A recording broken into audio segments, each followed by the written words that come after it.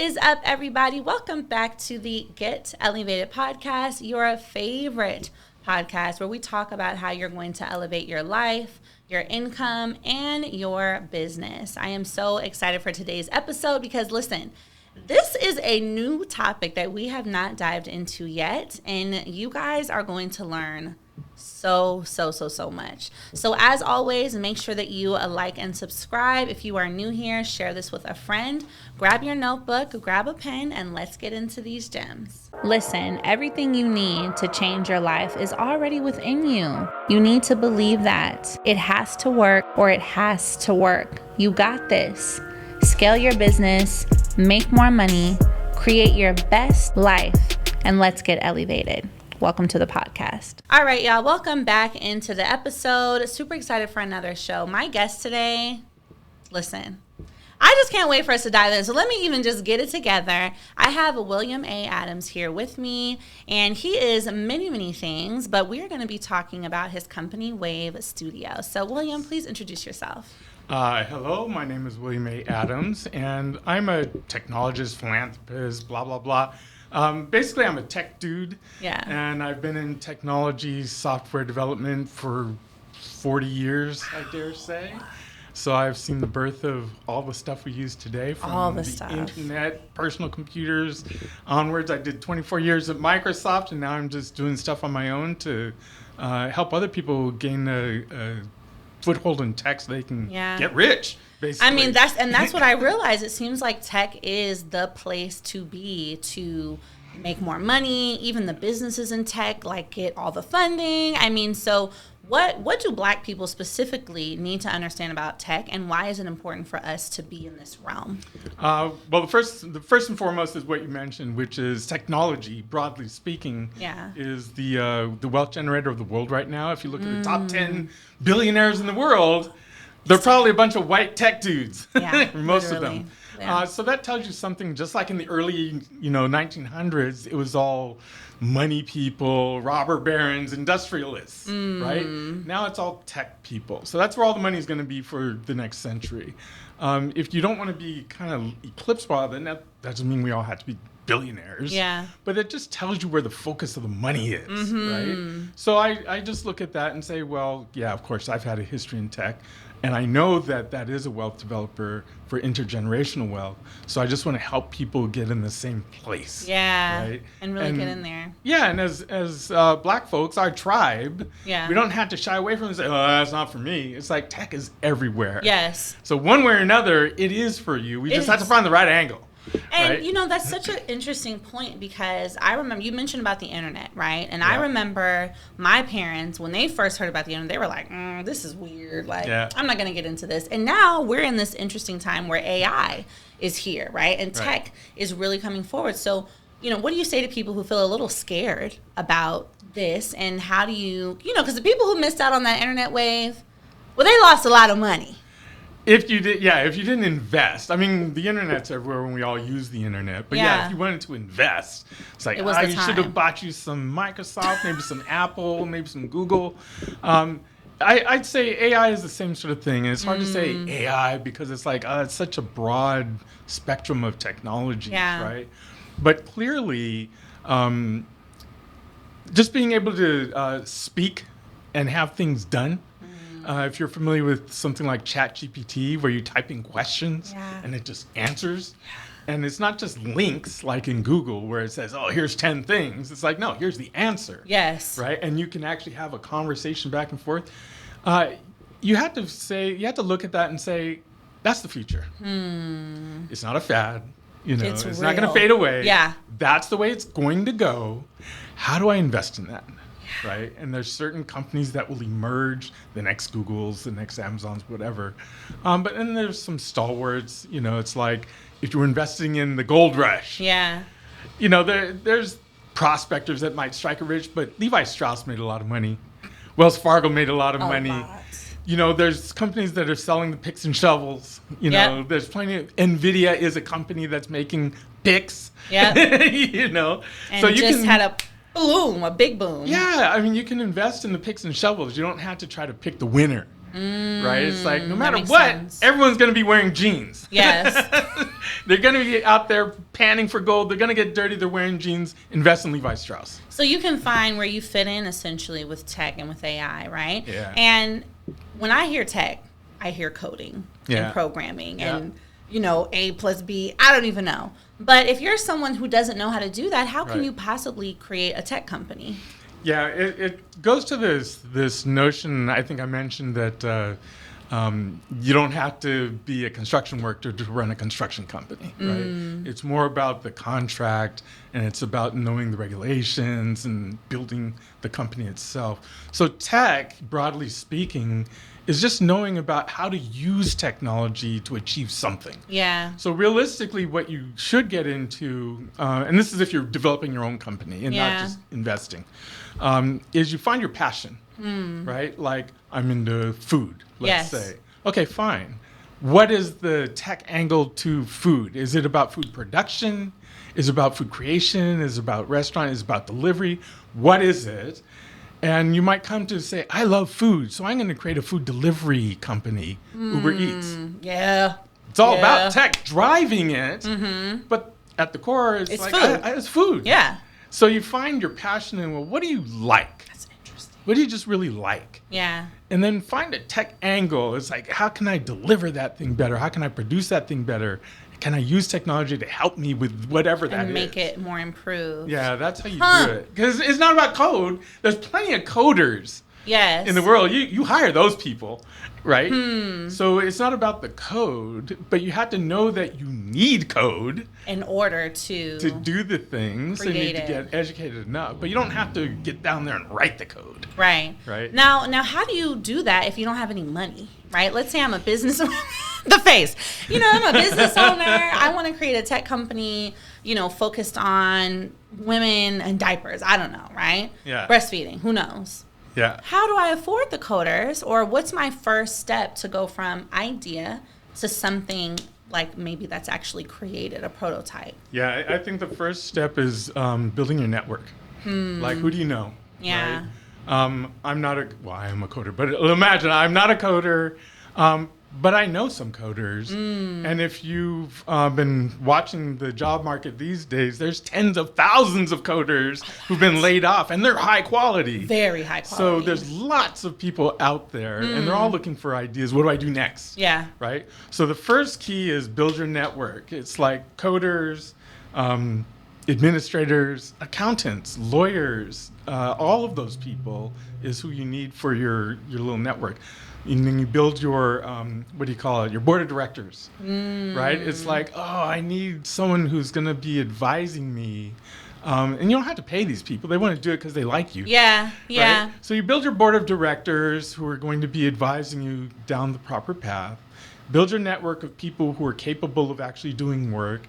Put together your plan that says, this is my vision, this is what I want to develop, right? Present it to those people who probably like you, and then let them say, okay, I want to contribute sweat equity. Into this. And thing. That can go a long way. That can go a long way. That's how you're going to get your first prototype. Yeah. Right? It's probably sweat equity, it's friends and family, it's stuff like that. And then you're going to say, all right, this seems to be going somewhere. We can actually make money.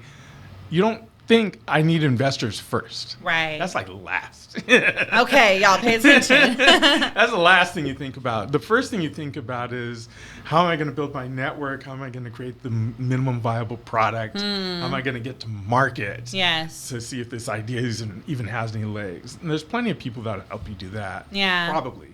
Right? Unless you're just hiding in your home like, I got a great idea, but I'm too shy to get out there. It's like, you ain't going nowhere. Yeah, Just go find a job. So you do that, and that's so important. You have to have a level of courage. Yes. You have to really be, you have to believe in your idea enough to say, I'm not just going to believe in it at home. I'm going to believe in it and go out there and talk about it and meet people. And so where do you think are places that people could go to build that kind of network? Is it, networking events? Is it, how do you find other people that are passionate about tech? Yeah, I mean, some of it, a lot of times it comes from where you are, where you work, you know, stuff like that. If you're in an environment that has those kinds of people in it, you can right? go from there. If it doesn't, like, you're thinking of something that's like completely outside. It's like, oh, you've been working at McDonald's. There's no one there who's got a great idea. I'm not trying to disparage. Right. But whatever environment you're in, the people aren't there. Yeah, you got to put yourself out towards, I'm going to do some meetups. I'm going to go to community college. Yeah. I'm going to go to a startup school. I'm going to go to a coding academy. Not that I would need to become an awesome coder, but there's a lot of people there who are trying to figure it out. They just need an idea. Yeah. So you go put yourself out into places where people are meeting. The key is to hone your idea, though, because you can go to a ton of meetups and get nothing. Yeah. Right? You go and you meet and you all commiserate and you're all the blind leading the blind and nothing happens. Yeah. Right? So you got to go in there saying, I've got a mission. Right? I'm trying to achieve something. So I'm going to go in and I'm going to introduce myself. I'm going to put my idea out and let people reflect on it and go, hey, that's a good idea, and help you refine it. Yeah. And then it goes back to your board of directors. Right? Because you got to set things like, what is your goal? How many people do you need to meet? How are you going to refine the customer pitch? Yes. How are you going to create the minimum viable product? You know? Yes. You have to have that, a kind schedule. Of steps. Yeah. You got to have sense. the steps, right? Otherwise, you'll just go to meetups and you'll all be like, yeah, it'd be I've great got this dream. I got this dream. See you at the next one. Yeah. You know? And nothing happens. And then nothing happens. Yeah. Wow, that's such a good point. So I know you work a lot with women and helping them get into the tech space. What are some of the biggest challenges you see them facing, or you know, maybe the mental roadblocks you see them coming in with? The mental roadblocks aren't typically the women. The mental roadblocks are whoever, I mean, in a situation where you're trying to get people hired. Right? The roadblock is the people who are trying to hire them. Because they're the ones who are, I did this at Microsoft. I ran a program to hire women and minorities. Very successful, and they're still running it today. And the whole program, the point of the program was to show the hiring managers how to look at people different. Big roadblock is we have this thing across the industry, the bar. Right. You know, they don't meet the bar. This elusive, nondescript. Right. What is it? Where is it? I don't know what it is, but you don't meet it. Yeah. Right. So I had to go in and say, let's forget about the bar. Let's cast a net, right? Because it's about including people, not excluding people. Right. So the biggest impediment was getting hiring managers to see that they need to cast a wide net. Yes. Instead of trying to raise a bar that people have to keep jumping over, right?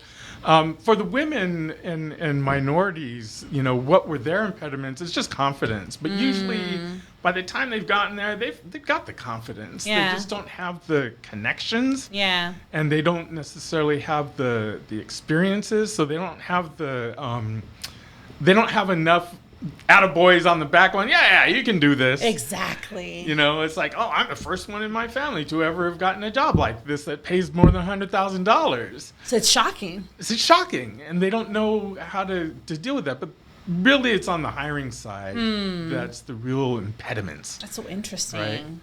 Right? For the other side, it's like just keep pushing. Yeah, and it's so interesting you mentioned that, because there really is a difference in culture, right? Yeah. I think for a lot of us as women and minorities, we face a lot of imposter syndrome, confidence, you know, we're not really sure how to navigate, versus on the other end, it's culturally, it's created by them and for them. Yep. You know, so we're fitting in, finding ways to fit in and really adjust how we operate.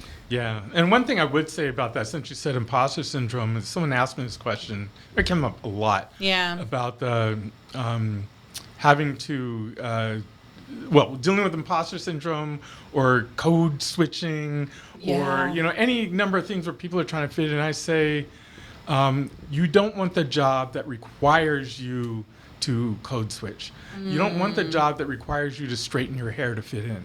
You don't want the job that requires you to speak like a proper white person. You know, you don't want that job. Yeah, you don't want it. You know? That's not you. No, you want to be your authentic self, and that's going to cause some troubles, but you don't want to be in the job where people are in the meeting, and I tell you, this is exactly what happens, and you're a black man with a baritone voice, oh, Lord. and you speak up, and the people in the meeting are like, I felt intimidated because he had such a deep voice. It's like, you don't want that job. You don't want it, because that's just problems and stress. It's problems and stress, and you can't hide it enough, and you're going to slip up one time, and they're going to be like, oh, he was just uppity. You don't want that job. Yeah. And nowadays, you can go create a job where you don't have to do that, right? I mean, I've had people who I helped hire who they would ask me this and say, oh, I have to fit in. I was like, I did not work for 40 years in this industry so that you would still have to code switch. No. Stop doing that. Stop doing that and be you. Be you. And if you can't be you here, go over there, because you can create new jobs. Yeah. Right? And take your friends with you. Yeah. Your smart friends. And how do they make that transition from, and you did it too, from working a job, right, to then going and creating your own, leaving, being an entrepreneur, starting the business? What are the steps that they should take? If you're already in a situation where you've got a paycheck and you've got benefits and all that, do the new business while you still got a paycheck. That's the first step. Now you go back to what I said before about creating a board of directors, creating a plan, all that sort of stuff. Do that while you still have a job. Yeah. Right? Because it's really hard to do it once you step off the stage and you're trying to do that and you're trying to put food on the table. Pay bills and pay rent. And baby's got an operation. Yeah. So you have to, while you still have a job and you have resources, it's hard work because you now have 2 jobs. Yeah. But you have to set up for success with your board of directors, your plan, your minimum viable product, all that, while you still have a job. And that's also a way to discover whether you actually have an idea that's pursuable or not. Because you're like, I'm gonna create the next Uber, and then you're like, you run out of steam. It's like, no, actually, I'm not. I like my job, right? No, I'm not. I'm good. Yeah, I'm good. I'm going to stay where I'm at. And that's such a good point. I think there's this idea that you have to just quit. I'm just going to quit my job. I'm done. And then you go out and jump, and it's like, and then you got to go crawling back. Yeah. You need a little bit of a life raft because entrepreneurship takes time. Yeah. It's not always a 6 months to success. Sometimes it's 3 years, Yeah. And you need that time. So I think that's a really, really good point that people should pay attention to and really look at. So I want to ask you, if you could start any tech company right now that doesn't involve you coding and programming, what would it be?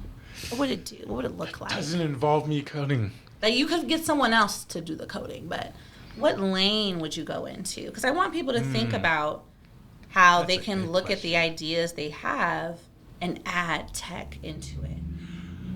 I would probably be doing something around food safety. Well, okay, there's 2. Food safety is probably the first one.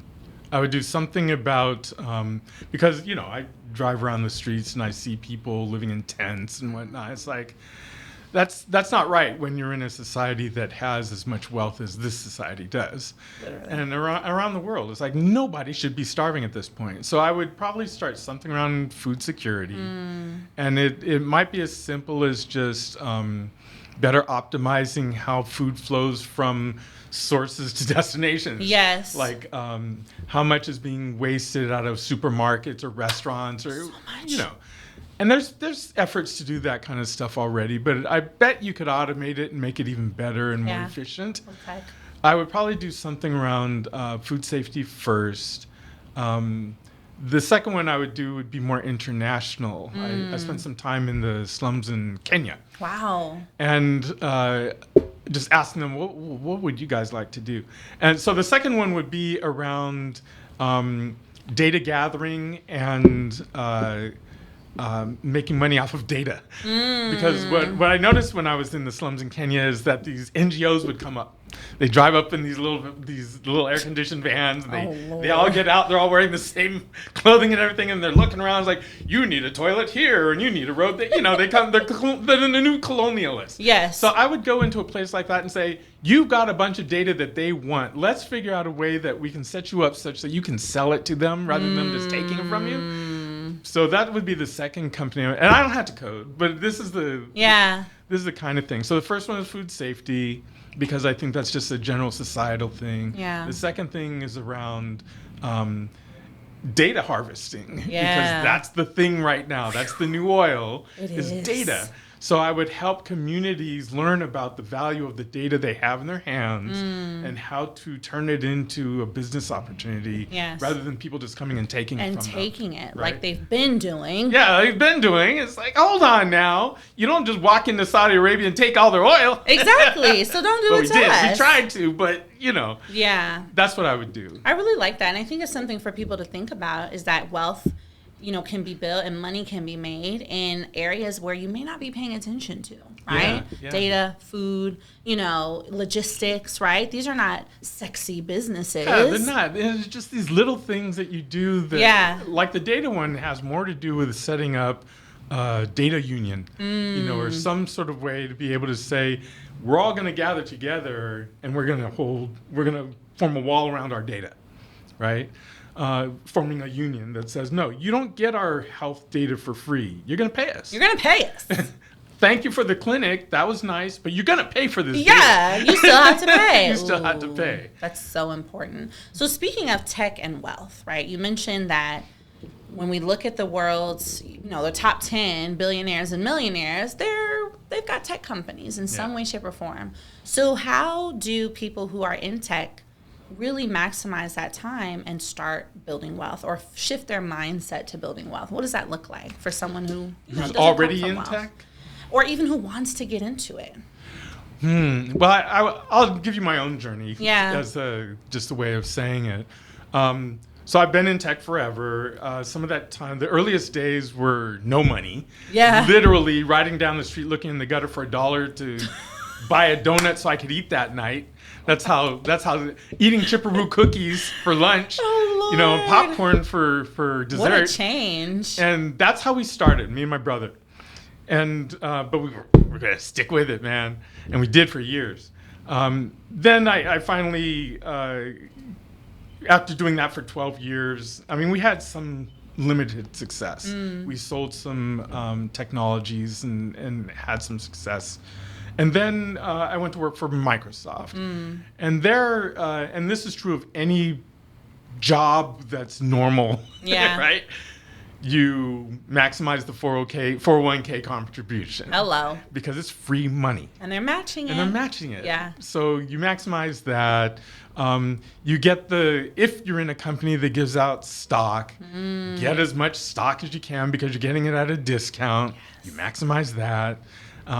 If at all humanly possible, you never sell any of it, right? You just keep on accumulating because if you're there for any extent, let's say you're there for 10 years, the price of that stuff probably doubles in that time. So money, and you do not go out and buy that super expensive car. Say it again, William, please. Don't buy that car. Don't buy it. For the $50,000 you could have spent on that car, you could have spent the same on stock of your company at a discount. And doubled that money. And now in 5 years, you've got $100,000 instead of zero. So it's just maximizing all the gifts that are being given to you. That makes sense. Right? That's how you maximize those jobs for the easiest sort of like, it's free. It's literally free money. Yeah. It's like, why would you not take that? It's literally free money. Yeah. And, now because we have AI, right? Going back to that a little bit, we were talking earlier that people feel like AI is scary. It's going to take their job. It's going to take their business. How are they supposed to navigate? But you can leverage AI and use it, get to know it as a way to skyrocket your operations, make more money, and now you're on the track to building wealth. What do you think about how people should use AI? Here's the analogy I didn't share with you before. Oh, yes. So people ask me all the time, it's like, this AI is scary and, I'm afraid of it. What am I going to do? Okay. So before AI, we're all behind the plow with the ox and we're plowing the field. It's like we don't have any AI. We're just manual labor, right? Then here comes this person on a John Deere tractor, which represents AI, right? The new tool. And at first you're like, oh, that's scary. I even jumped. So at first it's scary because like, oh, I've never seen that thing before. And look how rapidly it plows the field. No, all right, so you have a decision to make. Either learn to ride that John Deere tractor or be plowed under by it. Yeah. Literally. That's true. Now, how do we do that? How do we, learn the John Deere without, it being too scary? Take steps. It's like, okay, recognize that John Deere's here to stay. Yeah. That's the first step. AI is here to stay. Learn the tools that are easily at hand. ChatGPT, so easy. Bard, whatever. There's hundreds of them now. And then think about how you can use that tool to enhance your capabilities. Right? I have a virtual assistant, and she at first was like, "Oh my gosh, ChatGPT is going to replace me." And it's like, no, ChatGPT is going to make you more effective. Because now you can schedule things a lot more quickly. You can find that best flight more quickly. Yes. You can have 5 clients instead of just 2, right? So learn the tools, and then say, oh, wait a minute. That tool gives me a superpower. Now let me use that superpower to do more faster than my competitors. Hello. Right? Hello. Let me build my business faster. And the other thing it does is all of those tools.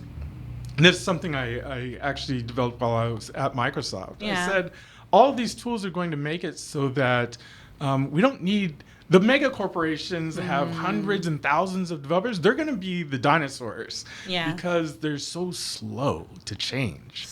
What's going to be more nimble is much smaller companies who require less funding, who leverage these AI tools and can develop a piece of software 10 times faster. Wow. So get good at forming relationships, micro companies, if you will, so that you can go after stuff quickly. Using these AI tools. It's like, I don't know how to program. You don't need to. You don't have to know. Just find the one person that knows how to use ChatGPT and Copilot and whatever to do the programming stuff. But you make your business about going after the business, going after the big companies, getting the contract. You know the accountant. You know the resources, the 5 people that are your core, and you can just go after stuff quickly because you're enhanced with these AI tools. And I love how you mention it. Yeah, as an enhancement. Yeah, it's an enhancement. It's going to help you take over more, and that's how people have to see it. Is instead of looking at it from a limited mindset. Expansive. Yeah, it's an enhancement. It's only scary because when you first see the enhancement, you're like, I don't know. Yeah. Okay, so figure it out. And one thing I realized is a lot of these AI tools are free. They're either free or very low cost, like under $20 a month. Right. They're making money some other way. Off your data. I was just gonna say. I was like, they're probably getting our data. That's right. Because if we're all going in and asking these questions. Our locations are they're learning so much about us, and we don't even know. Yeah. So you guys, we are going to come right back with a couple more questions. See you after the break. All right, y'all, welcome back into the episode. So we've already learned so much, and something that this is making me think about, with my platform, I'm really big on educating women, but specifically moms, on how they're going to make more money, how to start businesses, and how to build wealth. I think we know how to be moms, but we don't always know how to make our kids understand money and feel confident in money. You know what I mean? A lot of single mothers are at the bottom of the income pole, if you know what I mean. So how would a company like this or a mission like this incorporate tech in a way that helps people become more financially literate, if you will? Yeah, I think over the last few years, I've studied a lot about how just money works. Yeah. Big brain programmer, right? So I just really looked deeply into what is the financial system? And what I discovered was, there's steps. Yeah. The first step is get familiar with a Charles Schwab account or a Fidelity account or whatever. Because it's one thing to say, you need to get this stock and that stock. You have to start with an account. Right. You need a trading account. The second thing is don't listen to the internet. Oops. Yeah. Don't follow someone who's invest in this, because if you did, you would have invested heavily in crypto without understanding it, and you'd be poor now. Woo, Lord. So you have to just get an account. Yes. Okay. The second thing to understand about money is making money is about percentages. It's not about absolute amounts. It's about percentages. And this is why it's okay. Is get your Schwab account, invest $100 a month. That's it. If that $100 a month earns 10%, which is only $10, yeah, that's great, because in 10 years, you will have doubled your money. Yeah. 10%, that's all it takes. Yeah. And more likely it's going to earn 5%. Yeah. Okay, so it's going to be 20 years before you double your money. But just invest, and then invest every month, right? So it's $100, just $100. If you get better income for some reason, it's $150 a month. Right. And do not touch it. Just let it grow. Yes, right? Don't touch it. And then you also have to understand things like index funds, you know, and this is where you can start to use like ChatGPT. It's like, what is an index fund? Yes. And they can have a conversation with you and explain it to you. Right. Right? In terms that are not YouTube hype. It's just, here's what an index fund is, and here's blah, blah, blah. Yeah. And you can ask them, well, what's the average return on investment? Blah, blah, blah. You will find out that index funds are the most steady, Stable. that's going to make you money for 20 years. Ever. Yep. Right? Do not chase after the stock of the day. Yeah. By the time you've heard about it, it's already played out, and you're just the sucker feeding the next guy in the pyramid, right?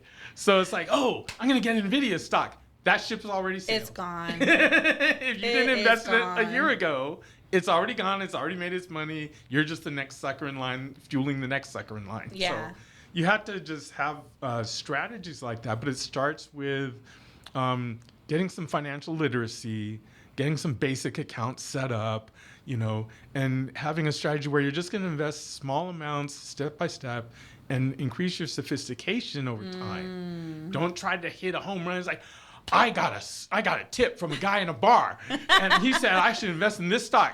Done. It's already done. Yeah, don't do it. Don't do it. You're just going to lose your money. It's like, no. This guy is really sharp. It's like, you're just the sucker that's going to fuel them getting rich. Exactly. Right? We've seen it all the time. We've seen it so much. Yeah, so I think the way to use technology in that way is like I just said. It's like you can use the superpower, ChatGPT, to help educate you. Yes.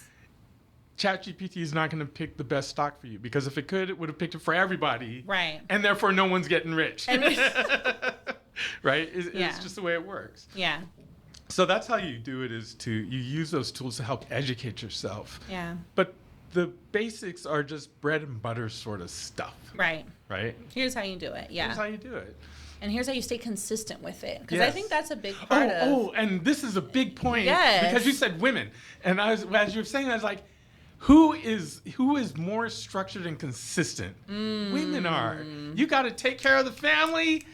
You know, who better to have discipline than someone who has raised children? Literally. Right? It's like you have the discipline. You just have to apply it to money making. Yes. Right? You know how to run a household. You know how far that $100 is going to go in terms of feeding people in your house.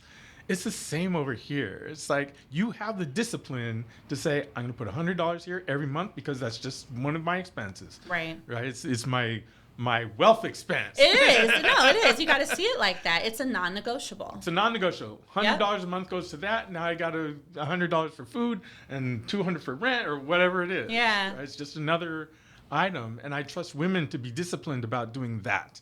Right? So it's like, use the skills that you have. Yes. You don't have to think, well, I'm not a financial person. They're like, it's not about finance. It's not about discipline. It's about discipline. And you're so right, because it's been shown that women are better managers of money. There you go. When we have it, we know what to do with it. Right. And the guy is going to go and it's like, I'm going to bet on the horse. I'm going to get a sure winner. It's like, you just lost the race. You just lost. That's really good. I think that's really helpful, because now we can think about how we can just use tech to help us be better at what we may already be naturally good at, And then you start to realize, like, oh, this isn't really about the technology. Right. Technology is just this background tool. It's so pervasive. And this is where people get tripped up, right? Yeah. It's like, but I'm not a tech person. You don't have to be. You know, how tech are you to go and use the ATM? Hello. How tech are you to use the supercomputer that's in your hand? Yeah.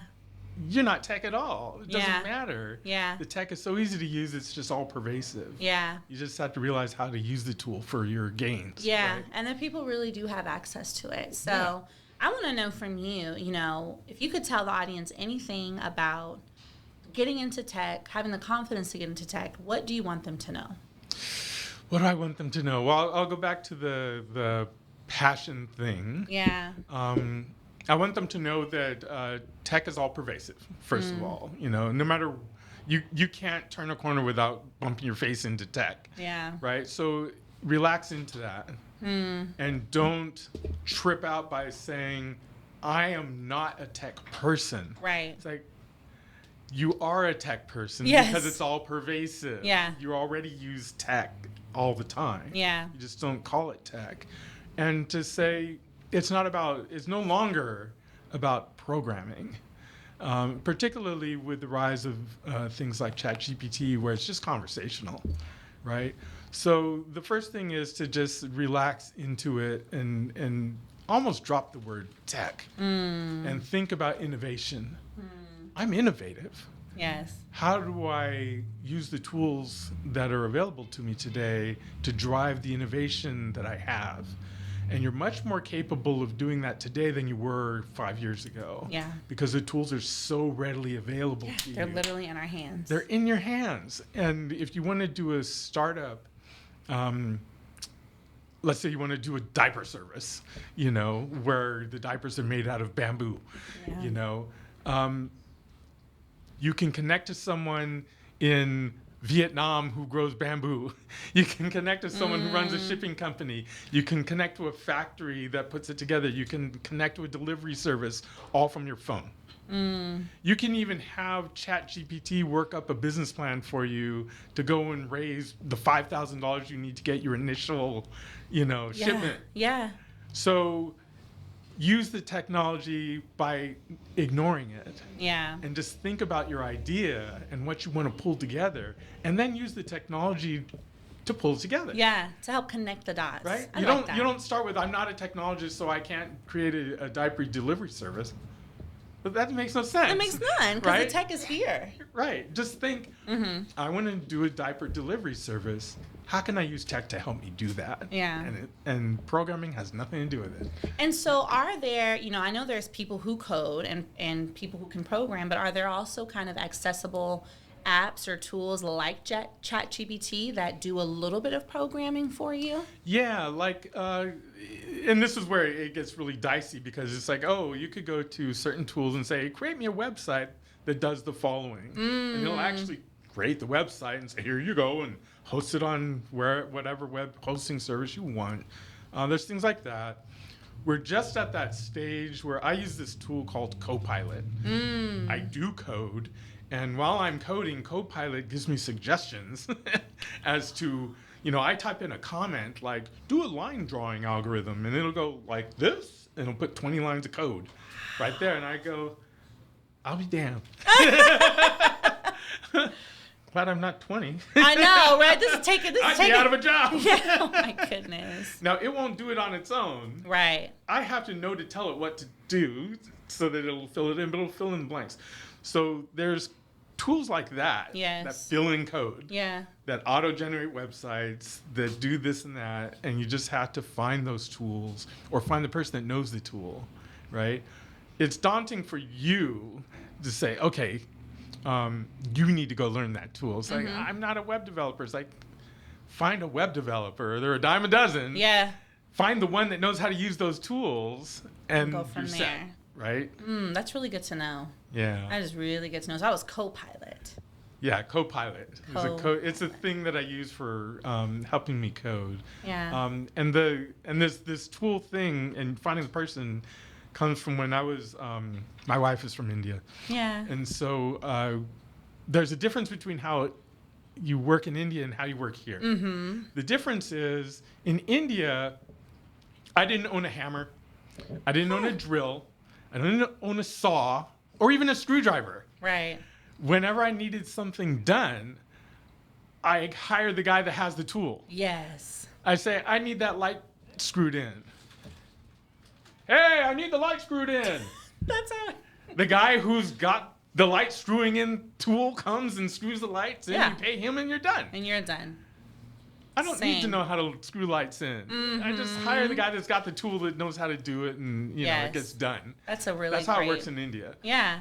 Whereas here in the U.S., we have to have all the tools, and each one of us has to be able to build a house with our own tools. It's like, no. Yeah, you don't have to. You don't have to. That's a really great point. So I want to ask you this: How are you taking steps towards helping to close the wealth gap? We know that there is definitely a racial wealth gap. There's a women's wealth gap. How do you think that this work helps to kind of, break down some of that space? Yeah, some of it is, it's all about just giving people the, first of living example, right? I can walk around and say, hello, young black folks. I'm a black dude, and I've managed to gather some wealth. Here's how I did it. So I'm an example. Right. That's one. The other step is the things that we've been talking about. Great grandpa, but how do I do it? Right. It's like, well, here's some steps that you can follow. And part of it is by actively engaging with people. So, for example, this summer I'm going to go to the U.S. Virgin Islands. We have this mapping app that I've developed, and we need to add some aerial photography to it so that it'll be as good as, Google Earth and all those other things. They love flying drones, don't all young people. Right. But let me show you how flying that drone can actually turn into accurate aerial photography that can be placed on a map. And then we can turn that map into something that we can sell to people that need it, like the tourism board. Right. Or, people doing surveys or whatever, right? So I'm actively trying to engage. I had to run a successful tech company myself. Right. So that people can go, oh, yeah, it wasn't just a fluke that, he was at Microsoft. And of course he made money. Who wouldn't? Right. But it's like, no, here's how you do it outside of mega corporation. And here's a thing that we can do together. I'm going to be here with you doing it. Yeah. Right. So that's how I'm trying to do things, is to, by example and by active engagement. It's like, let's go fly drones. Yeah. Let's start an aerial photography business related to this map thing that I've got.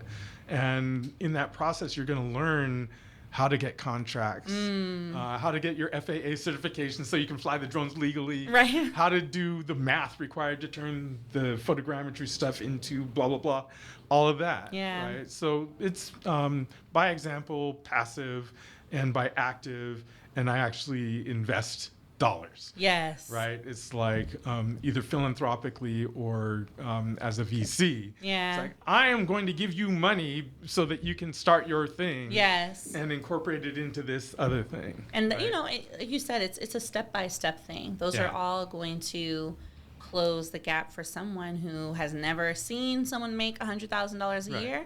Now they start making it. Then they create a space for someone else to start making it. And it just becomes this really like trickle effect. Yeah, it's examples and tools. Yeah. Right? It's like the next person who comes along who wants to do a Google Earth, it's like, well, here. Yeah. Start from this. Yeah. You're never going to get anything out of Google. Ever. But here you go. This is made for women and minorities. Yes. Right? Yes. So jump on this. That's great. So there you go. So how do people get in touch with you and get started, with Wave Studio, or what's the best way for them to find you? My website, william-a-adams.com. Yes. That's where it all happens. You can look at my podcasts or anything I write or my socials. All that stuff is there. Okay.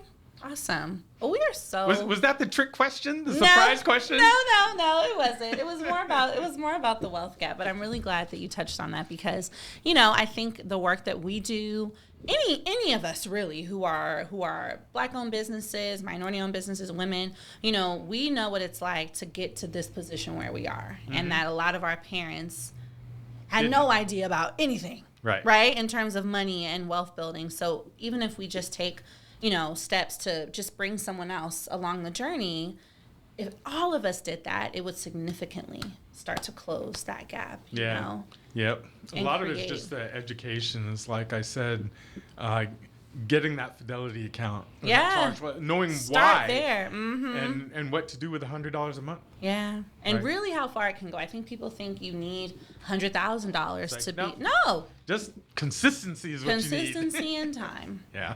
Well, I am so grateful that you came to the show today, William. Thanks for having me. Yes, make sure you guys connect with him. So that's william-a-adams.com. Yep. We're going to link all that down below so that you guys can get started in tech, ask him some questions. Definitely be thinking about how you are going to take your idea and innovate with tech or enhance with AI as well. Superpowers. Yes. So we'll see you guys in the next episode. Bye. So if you want to be on the next episode of Get Ellievated, or if you want to be in touch with me and the team, then you can email podcast@getellevated.com or find me on Instagram and email me at hello@ellietalksmoney.com. Either way, we cannot wait to have you on the show and have you apply to be a guest for a part of the live business coaching. I'll see you guys soon.